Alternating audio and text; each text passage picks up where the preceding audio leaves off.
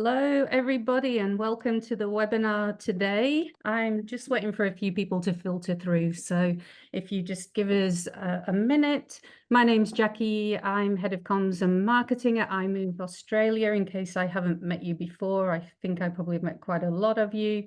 I'm pleased to bring this webinar to you today in conjunction with the Institute of Transport Logistics Studies at the University of Sydney and Transport for New South Wales. So I think we've still got a few people joining us. So we'll get the housekeeping out of the way so we can get onto the nitty gritty of what you're all here today to learn. So firstly, I'd like to acknowledge traditional owners of the lands that we meet on today and pay respect to the elders past, present and emerging. During the webinar today, there's an opportunity for you to submit questions at any time. So please feel free to send the questions through using the function on the bottom of your screens.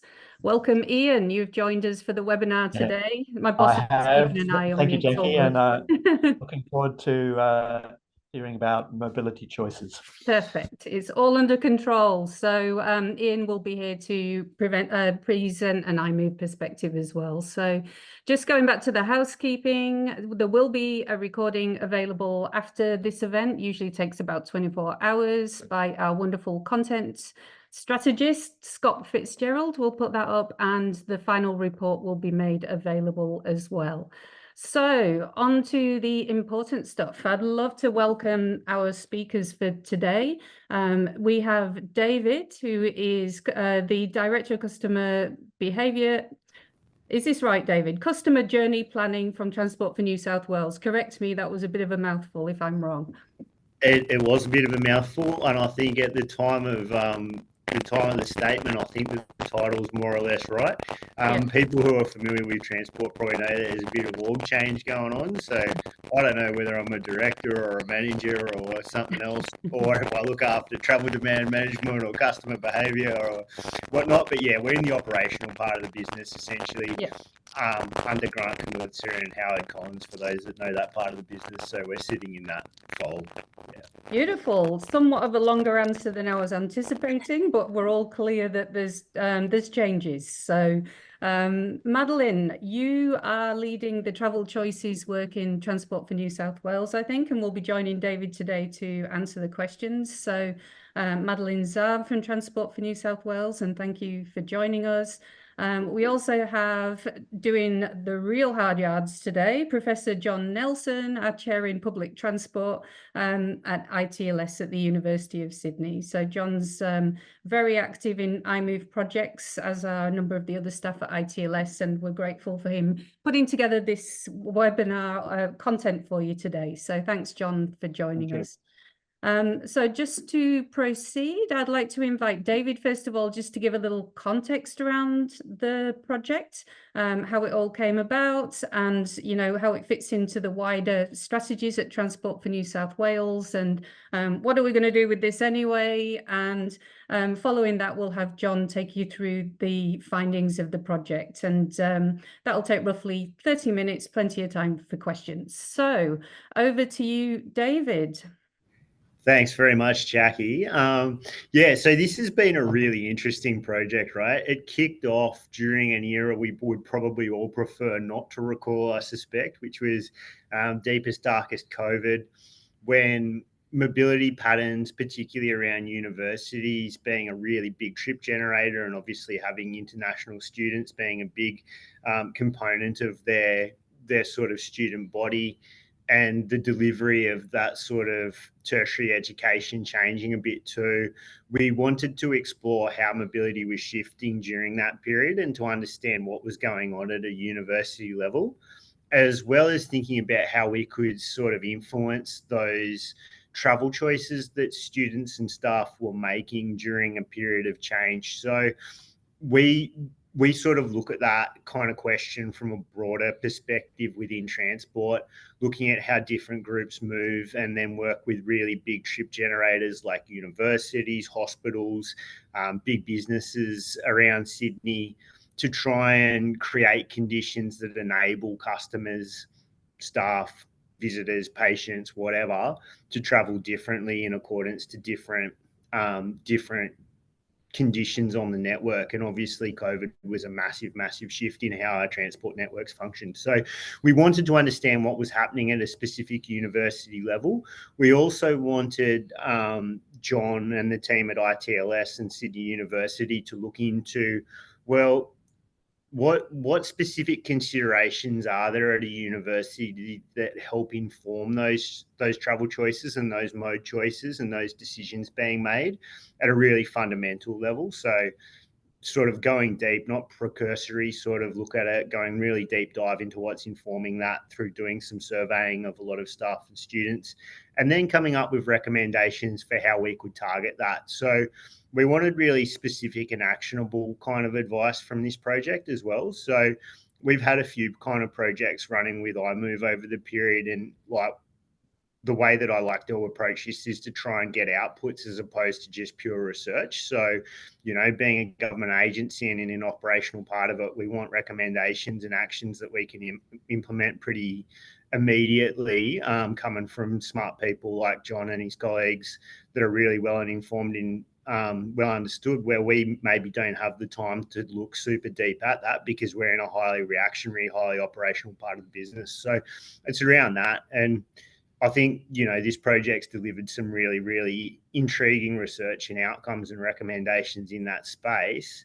And how we're seeing that play out now is that Mads, who's the leader of our Travel Choices program, is working very closely and directly with the university and different parts of the university to take a behavioural science approach to influencing those kinds of choices at a university level. So we've got a huge evidence base about what people are doing, why they're doing it, and understanding what those sorts of triggers and barriers are that we can start to nudge or influence to get different kinds of behaviours which are of interest to both parties. So good outcomes for the universities, good outcomes for us from a network management perspective, and good outcomes in terms of getting more sustainable mode choices. So that's the drive for the project, and I think it's set us up in a really effective position to move forward with it.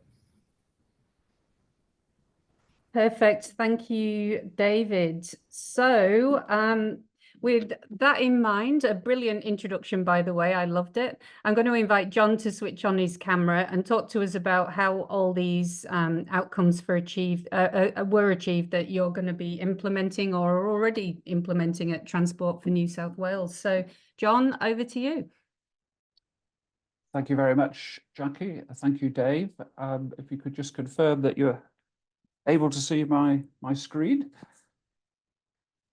All good, John. Thanks. That's great. We'll proceed from there, and it's great to have the opportunity to present the outcomes of this project. Formal title: Promoting Sustainable University Travel Choices. And as with virtually all of our projects at ITLS, this has been very much a team effort, and I'd like to acknowledge the other members of our ITLS team, David Hencher, our director, Matt Beck, Camilla Balbontine, and Edward Way, and of course our lead at Transport for New South Wales, David Surplus. And as Dave has mentioned, I think one of the gratifying aspects of this project is that the project has concluded, but we're still working together towards the common goal of formulating a travel choices plan and implementing it for the University of Sydney. And we also see this as something, all of this work that we've done as being very transferable into other education focused contexts as well. So we started this project towards the end of 2021, which already seems like a long time ago.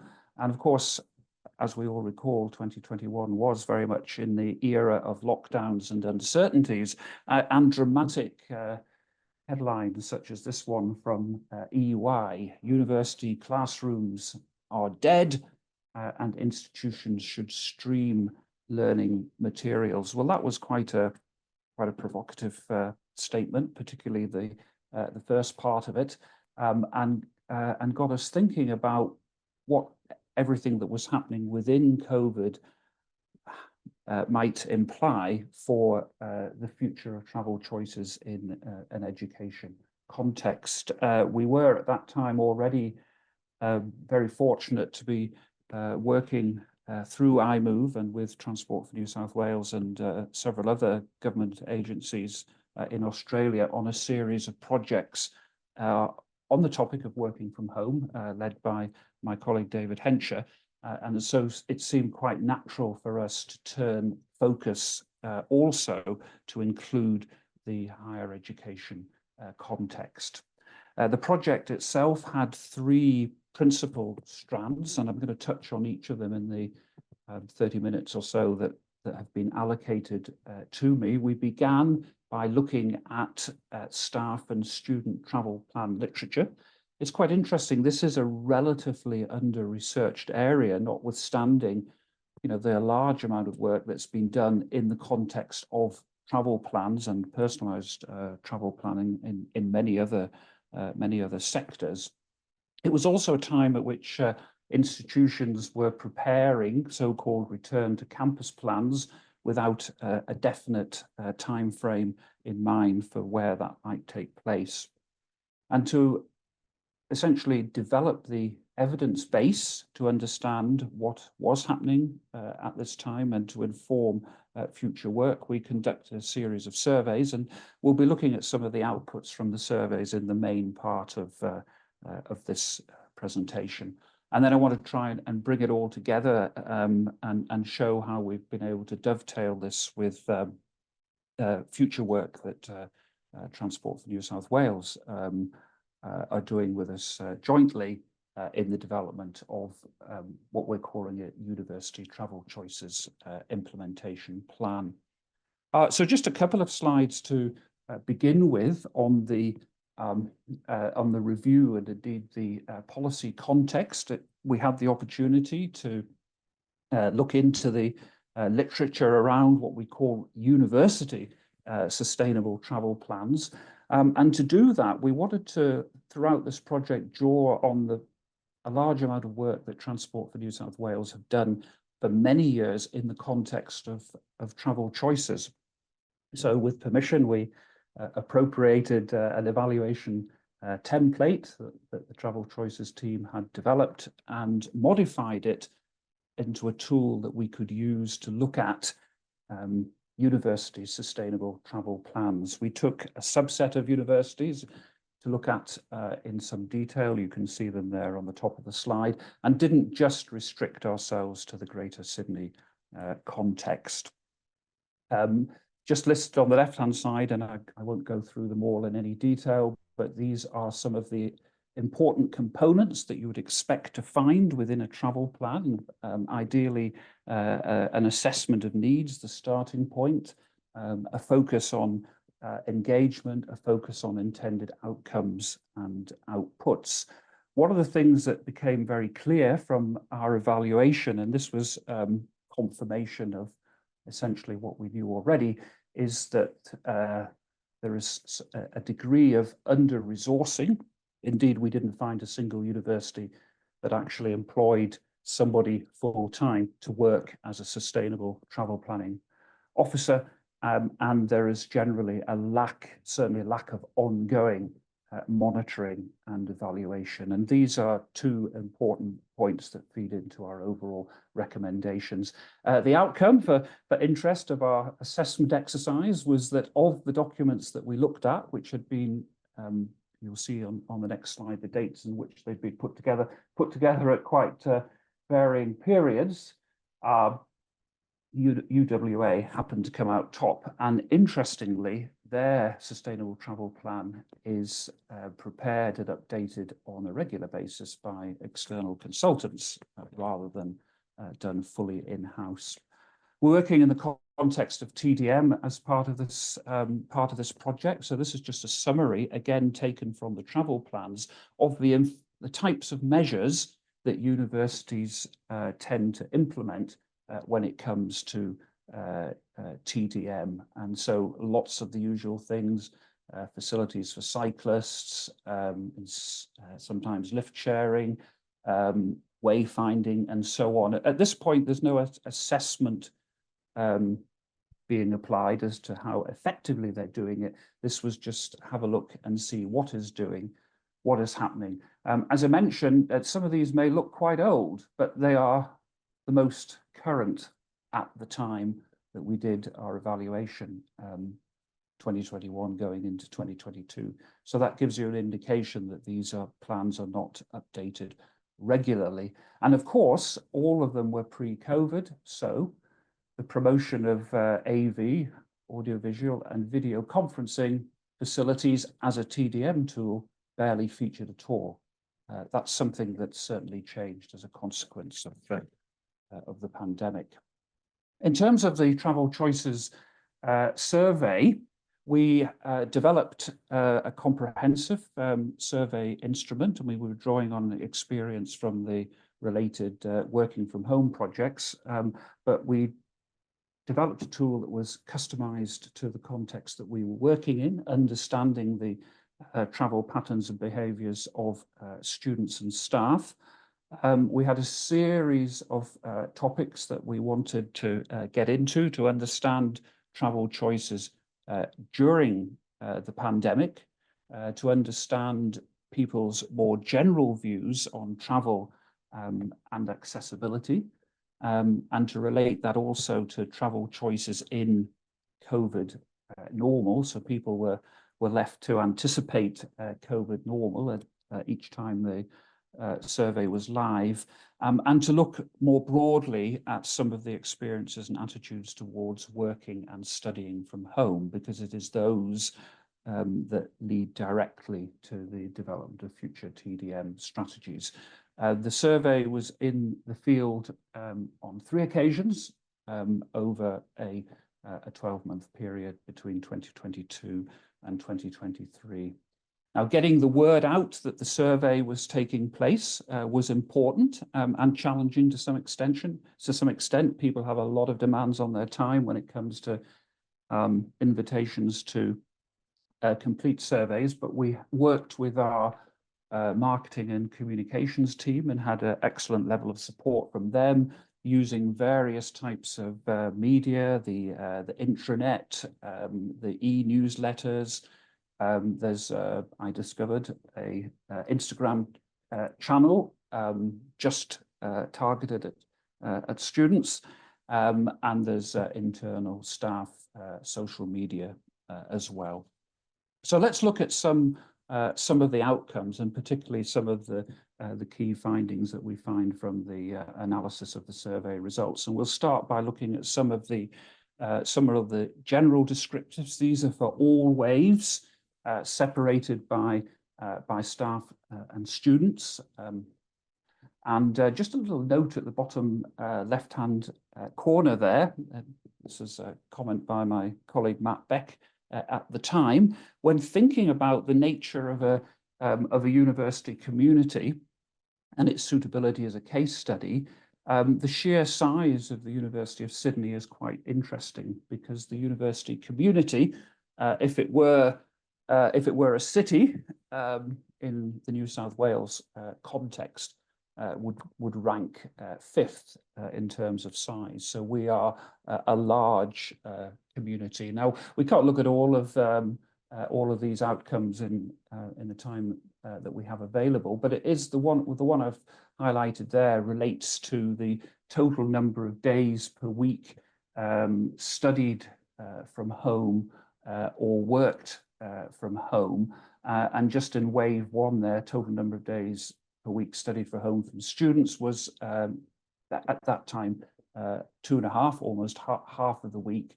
and appreciably larger than the situation before COVID.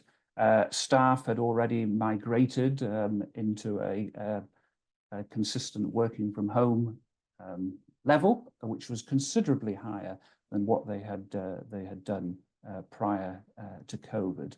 And this, around about 2.5 days per week for staff was maintained through waves 1 and 2, dropping a little bit lower, below 2 in wave 3. And if we were to look at that nowadays, we would expect it to be certainly between 1 and 2 days per week.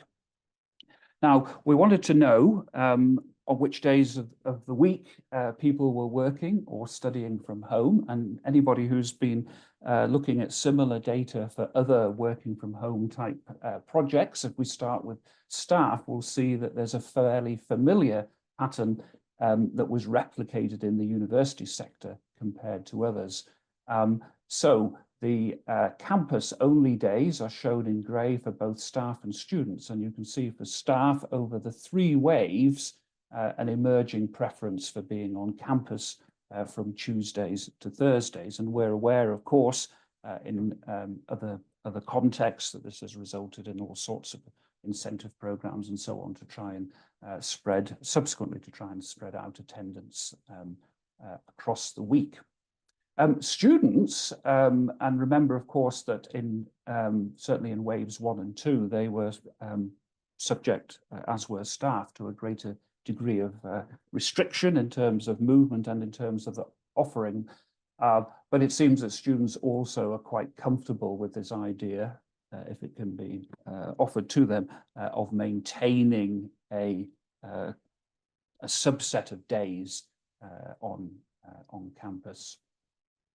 How are people getting to and from the university? So we look here in this particular case, we have the distinction between students and staff, and then the various modes on offer. But we've introduced in this particular question a comparison between prior to COVID, what you were currently doing at the time of the survey, and what you intended to do or thought you might do when we got to COVID normal. Now, there are 1 or 2 things that jump out of here as being immediately obvious, that staff members were and continue to be more likely to use a car to go to campus, and students less so to make use of other modes. It would seem, and perhaps this isn't a surprise too much, that staff increased their use of the car as their main mode during the main pandemic era. And of course, that has had implications for how we address that going forward. And whilst it's only relatively small, but if we look at the greens of active travel, students were expressing an interest in using modes on a continuing basis. Now, as you would expect, mode choice is also influenced by place of residence. So far as we know, in the small number of previous surveys that have been carried out by the university, this particular question of looking at where people live and what their primary mode is had not been particularly addressed. And yet this is useful information which we can take forward to future communication campaigns and so on. So we can see that both for staff and for students, there is a predominant use of active modes for those that live within 5 kilometers of the campus. And it's useful to be able to point that out. In terms of where people live, we've plotted that, and there are a series of similar plots that are included in our final report, taking account of all suburbs mentioned, and again, confirmation that more staff tend to live further away than students do, and also the closer suburbs as well. In terms of why you come to the university, this was an important question because we wanted to actually understand the drivers behind decisions that people make as to whether to work or study on a particular day, and if they are working on study, whether to do that at home or to go to campus, and if they go to campus by which modes. And I'm going to refer to the work we did in that space in a moment or two. But starting off from the what staff told us in terms of why they come to the university. Staff come primarily from this list of options to participate in face-to-face discussions. And remember, this is all in the context of waves 1, 2, and 3 for a change from working from home. For students, there's also a strong motivation to participate in face-to-face classes or to attend a class where it was being offered in person, and also to build networks and meet new people. Now, I mentioned a moment ago that we wanted to look more closely into the factors influencing the decision to come to the university, a university campus or not. So taking those responses that were given on the previous slide, we were able to do some more detailed analysis just to try and understand some of those motivations to come to campus. And this was subsequently used as the input to a hybrid choice model. But here's the outcome of a factor analysis, which allows us to cluster our staff and students into two categories, those that we described as face-to-face enthusiasts and those that we described as social butterflies. And it was quite interesting that, yes, you would expect, I'd like to participate in face-to-face classes, could lead to somebody being categorized as a face-to-face enthusiast. That was the case for students. In the case of staff, it's slightly different. I'd like to participate in face-to-face discussions, but they come out as what we call social butterflies. I think showing that what people want from interaction tends to vary. So the interaction in the classroom is evaluated differently to the interaction that's taking place in the workspace. And what do we find out about these categories of people? Well, students who are part-time, students who are older, and staff who are engaged in a professional category are less likely to be face-to-face enthusiasts. Staff on higher income are more likely to be face-to-face enthusiasts. And what's interesting here, that we now, with the benefit of hindsight, we see, for example, that part-time postgraduate students have been and still are much more reluctant to return to face-to-face activities, campus education-based activities, partly because they had got into a situation where they're able to combine their study with other activities, particularly employment related. And so these become quite important nuances that one would want to be aware of and to factor into future strategies. And I won't dwell on this, but in the case of the social butterflies, the undergraduates are more motivated by social activities than are the postgraduates. And again, that would seem to make sense in terms of life and career stage,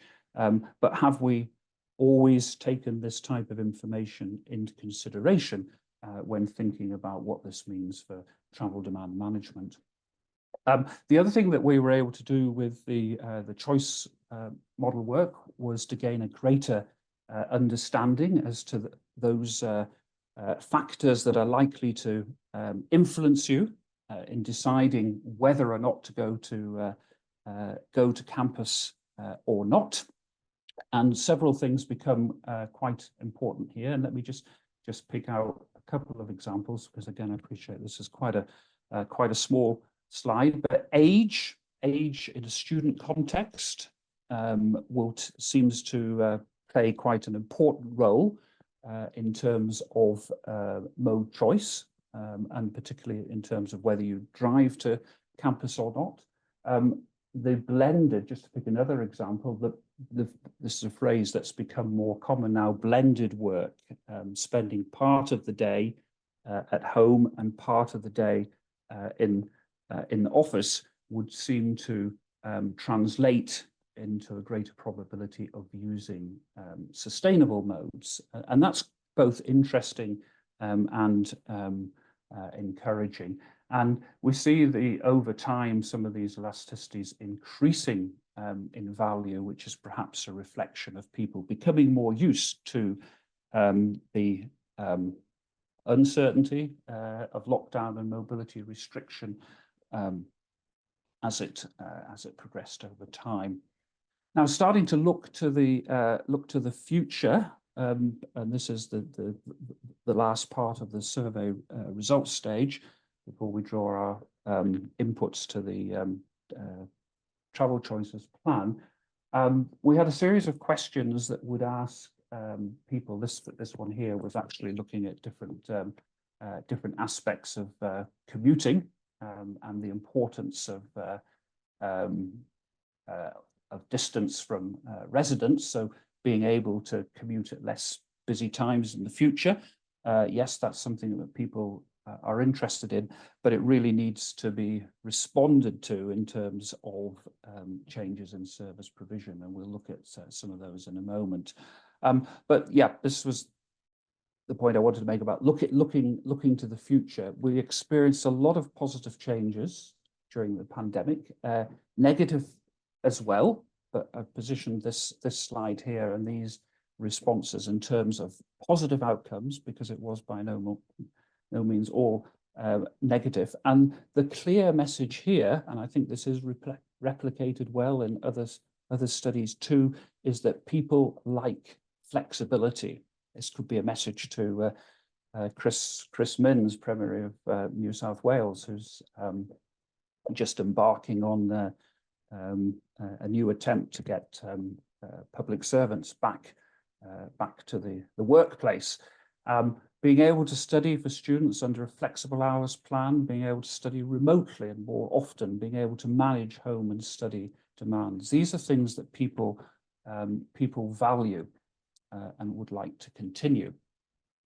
And here's some further evidence, because we're looking again at seeing the options for flexible work and study positively plotted against residential location.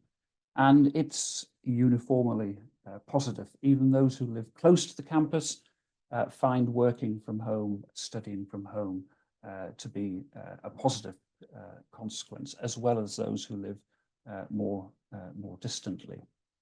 In wave 3, and this is when we became a little more focused on thinking about measures that could be implemented, we specifically asked people to tell us what would encourage them to use public transport and what would encourage them to cycle more. And here are some of the findings for public transport: more frequent services, more direct routes, better connectivity.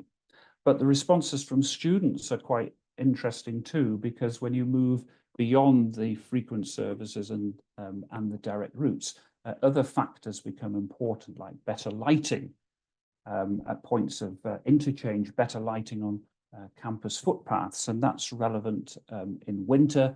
We have, like many universities, quite a lot of nighttime teaching activity.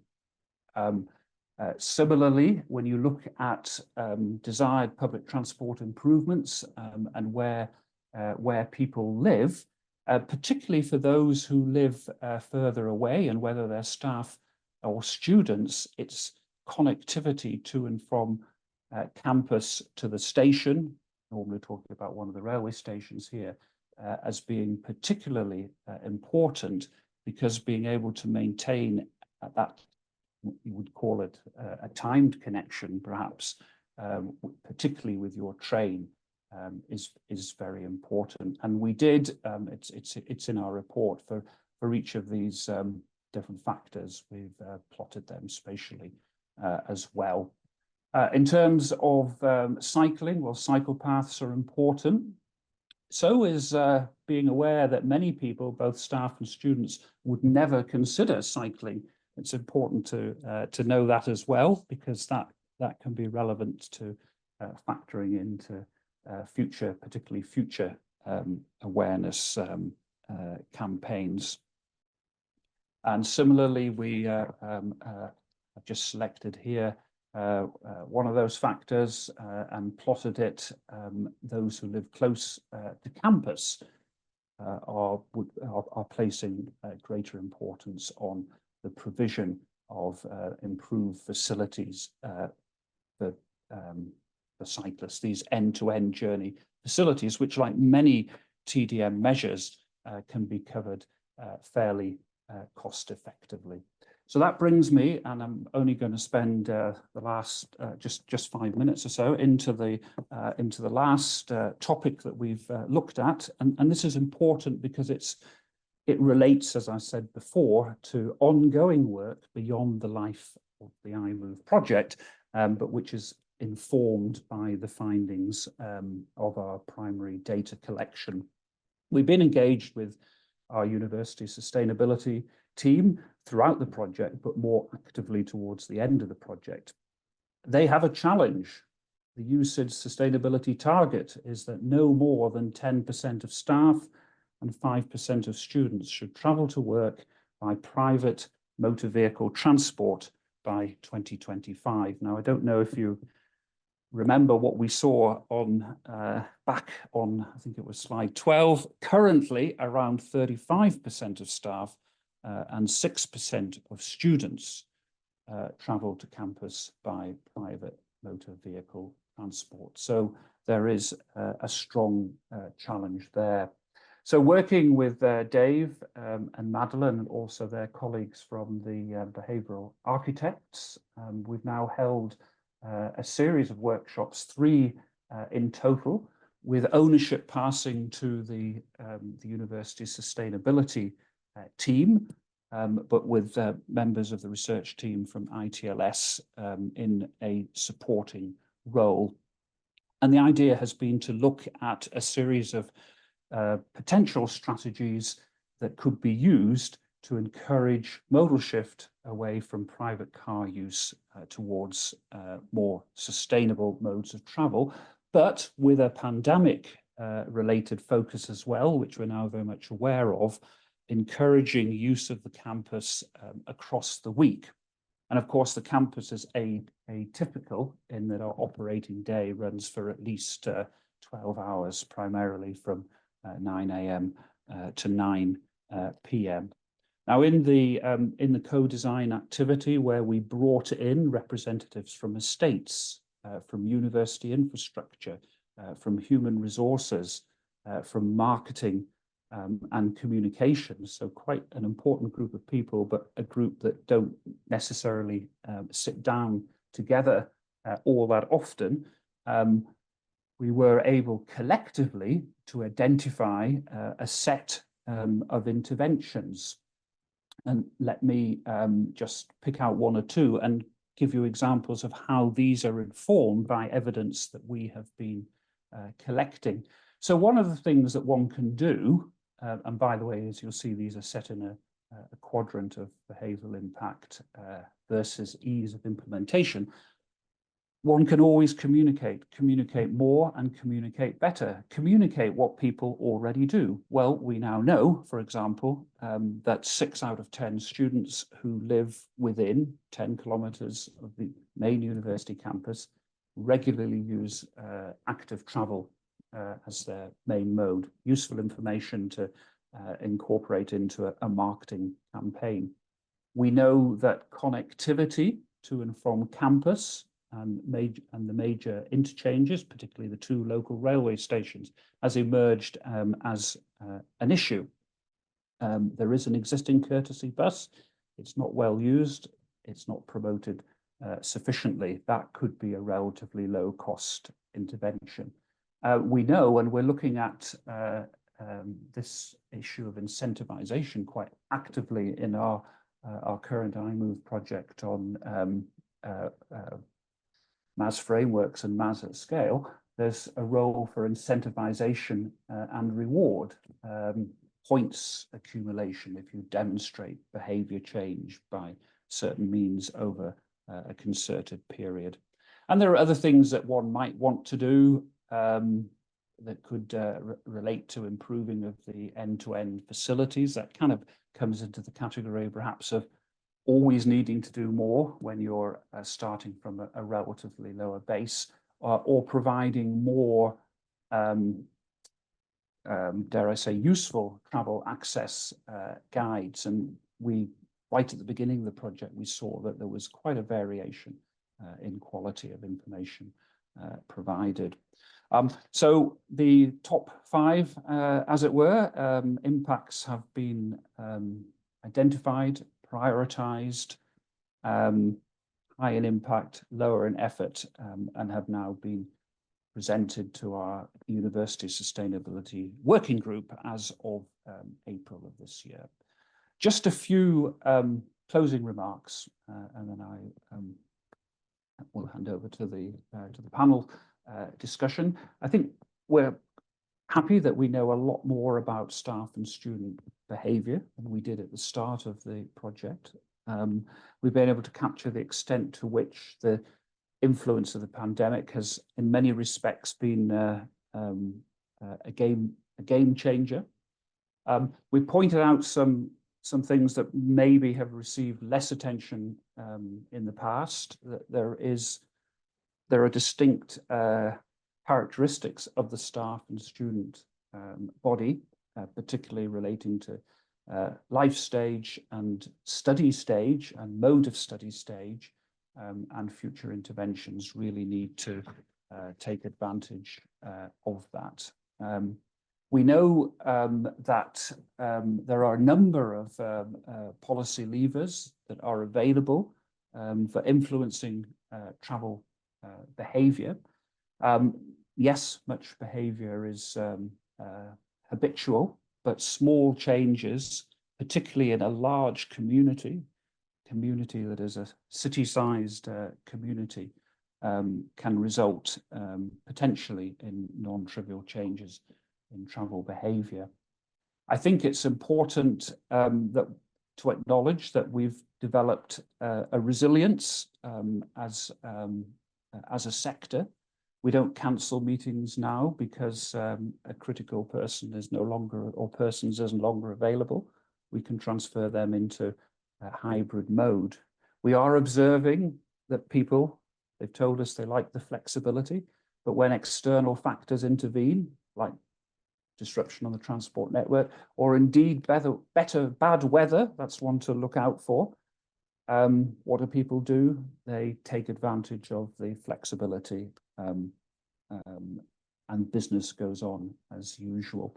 I think our bottom line advice to the university sustainability team in meeting their objectives, though, is to bear in mind that probably at the end of the day, the best option for encouraging sustainable travel is simply by having staff and students continue to travel less during the week, and therefore a proactive working from home and study strategy is required. A few of our outputs are listed there.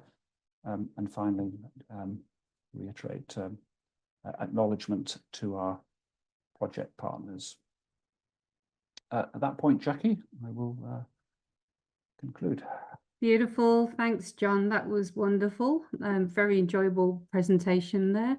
I would like to invite our other speakers, and Ian, to join us. David and Madeline, when you're ready.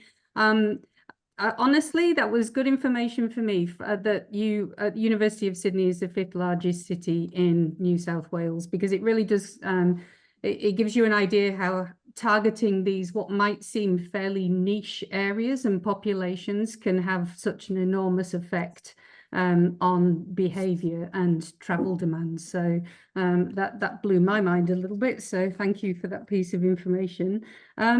David, not David, let's start with John, because I've just had a question come through from John Bartlett, and this relates directly to your methodology. So we might start there, John, with how were multimodal journeys allocated, and was it with the mode with the longest travel distance?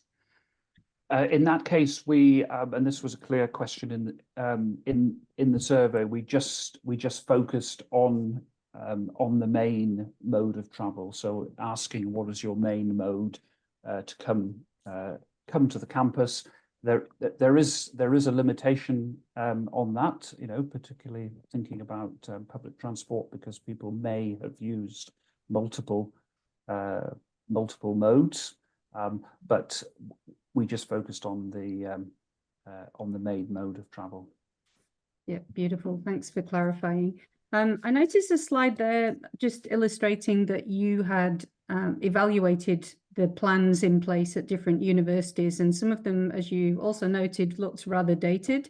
So obviously there's a lot of opportunity there to bring things up to speed. So, I mean, how would you characterize universities' track record with this kind of thing generally? And, you know, why is that? You know, should universities be doing more? And, you know, what can they do? That's an excellent question, and Jackie, it's one that's coming up in other aspects of our work at the moment, particularly MAS related, where we're having a concerted program of work talking to non-mobility providers. A university is an example of a non-mobility providers. I think, you know, organizations, and particularly big organizations, tend to not have transport high on their agenda.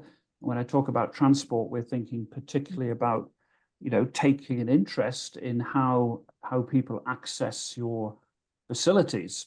And in our case, the university case, yes, there's clearly staff and students, but there are also all sorts of deliveries taking place. So this is a, you know, like goods movement as well, and many visitors. I think there just hasn't been a particular imperative as yet to move forward the sustainable transport agenda within the context of higher education. And as you say, Jackie, from that point you picked on, it's quite salutary that some universities, okay, and we have named them because we looked at them, are working on plans that are up to 10 years old. I'd be interested to hear comment from Dave on this, because it would seem that whilst this could be an issue that's common to other sectors, and health is one that's good to make comparisons with, and indeed government, but it would seem higher education is well behind the curve when it, traditionally at least, when it comes to producing sustainable travel plans. Yeah, Dave, did you have a comment you wanted to add to that, or? Sorry, I wasn't sure if we were going for my comment or going to Ian there, but I would like to respond to it too. So I'd say my observation around this is definitely, I think that there's sort of a cohort of sustainable travel plans that exist from universities that were developed during a particular period, and I think that it probably kind of points to a bit of a sort of an epoch thing where people were really interested in sustainable transport outcomes at a period of time some 10 to 15 years ago. And I think that we saw, you know, a lot of action in that space during that period.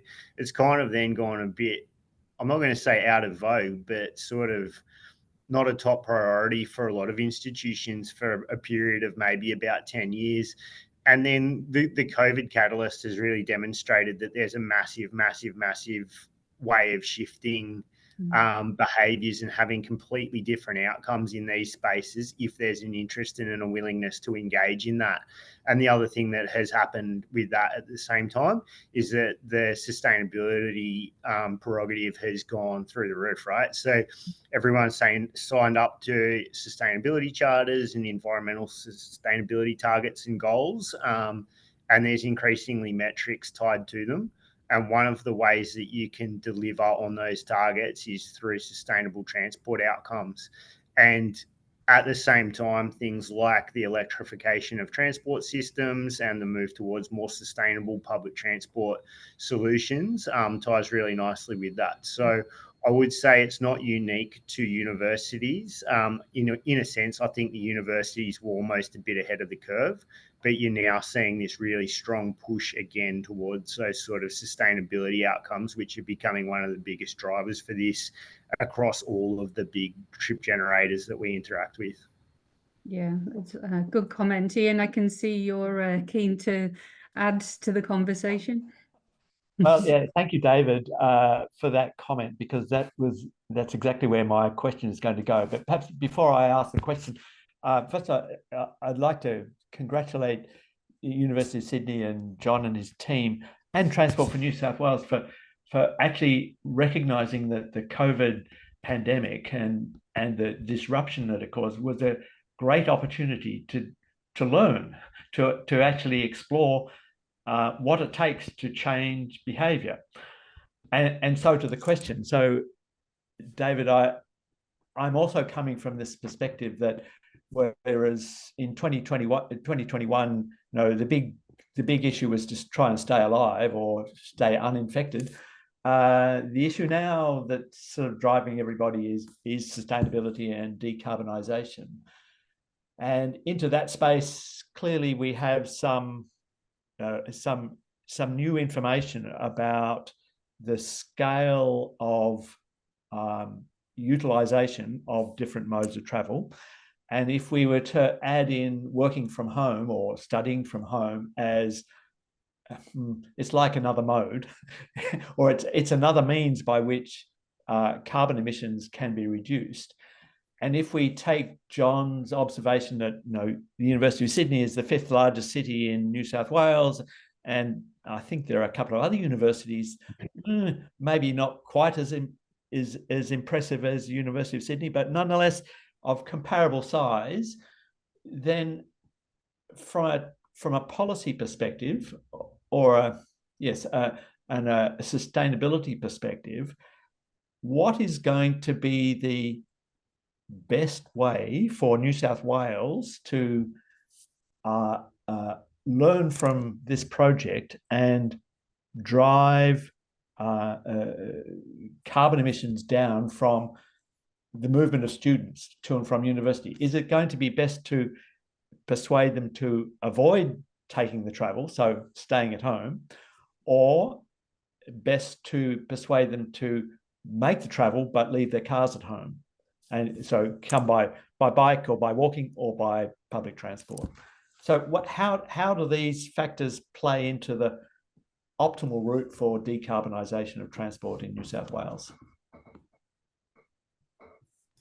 I think my perspective on it is to be realistic. I think that they're both part of it. I think that, I look back at prior to the COVID pandemic, and we were routinely recommending that organisations use working from home as a method of reducing their sustainability and carbon kind of concerns, and to manage specific issues on transport networks as well. Because it's pretty basic maths, right? Work from home 1 day a week, 20% reduction in demand. It's a pretty straightforward and binary way of looking at it, but people understand that and go, hang on, yeah, supply demand, that makes tons of sense, right? So I think that it remains a really relevant and important piece of the puzzle. I think, though, that the mode shift towards mass transit modes, combined with the electrification of those networks and the decarbonisation of the mass transport modes, is another fundamental element of that, though, too. And it's why, we know that movements towards electrification of private vehicles plays a part too, and that's going to be part of the mix. But I think having our mass transit systems underpinned by the electrification and renewable energy servicing, that is one of the fundamental elements that we can appeal to and sort of progress in this path too. So I think it's a bit of both rather than an exclusive thing. And that points to, there obviously is a massive benefit to face-to-face engagement for people as well, and that's got to be part of it. And, some of the stuff that sits with that's absolutely critical too. So I don't think it's an either or. I think it's a bit of a both kind of contemplation, and we want to be driving both of those things from my perspective. Just a quick comment, if I may. It's relevant to note, as you'd expect, I mean, universities are responding in different ways. One thing that UCID has done, which I think is quite interesting, is that essentially the right to flexible working arrangements are now formally enshrined within the enterprise agreement. So in a sense, from a staff perspective, the course has been changed. From a student perspective, the senior management has decided to go down the route of trying to reset most activities back to face-to-face mode, whereas another university not so far away from us is continuing with regular hybrid components, particularly in their undergraduate studies. But the point is, I think the remote component, obviously for work, but also for study, is now factoring into the discussion in a way that it never would have done in the past. Thanks, John. And I think that was a really great presentation. I certainly enjoyed it. And it wouldn't be an iMove ITLS webinar without a final comment from our friend David Hensher. So David, thanks for the comment you sent through. And he's just pointed out that in general, the Sydney work from home has reduced passenger CO2 by 5%, and that no other initiative to date has delivered such a high level. So I'll put that one through for people to have a little look at now. But thanks, David. I was waiting for something. I really appreciate all of you attending today. So to David and Maddie and to John, thanks for giving up your time to attend and present at the webinar. It's been really enjoyable. Quick plug from iMove. This webinar will be available on the website by tomorrow. We'll be linking people to that and the final report. But we also have a conference coming up in October in Brisbane. So travel choices and behaviour is a topic that is high on the list for that conference. And I encourage you to go to the iMove Australia website to link to and have a look at the conference as well. So we'll be bringing people together from around Australia to talk about all the things that matter in transport R&D at the moment. So thank you for your attendance, and we look forward to seeing you on the next webinar. So bye for now. Thanks all. Thanks for having us.